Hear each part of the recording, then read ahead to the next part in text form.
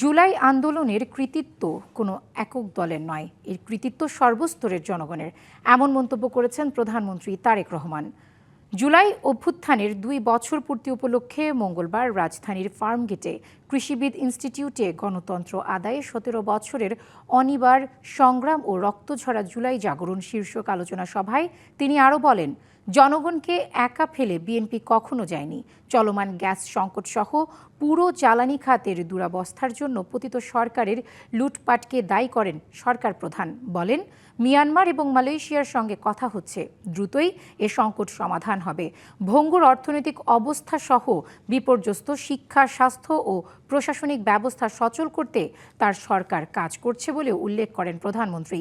দেশি বিদেশি বিনিয়োগ ও কর্মসংস্থান তৈরিতেও নানা পদক্ষেপের কথা তুলে ধরেন প্রধানমন্ত্রী। মানুষকে বিভ্রান্ত করার জন্য বিভিন্ন জন বিভিন্ন কথা বলেছে। আমরা আমাদের অবস্থান থেকে পরিষ্কারভাবে সাফ বলে দিয়েছি, এই জুলাই আন্দোলনের সফলতার ক্রেডিট এই দেশের সর্বস্তরের জনগণের। এটি কোনো একক ব্যক্তি, একক কোনো দল, রাজনৈতিক দলের এটি কোনো ক্রেডিট নয়। যখন সরকারের ভিতরে এসেছি তখন পরিষ্কারভাবে দেখতে পেলাম আমরা যে আমরা অত্যন্ত একটি ভঙ্গুর অর্থনীতি পেয়েছি। 17 তারিখ থেকে সরকার পরিচালনার দায়িত্ব আমরা পালন শুরু করলাম।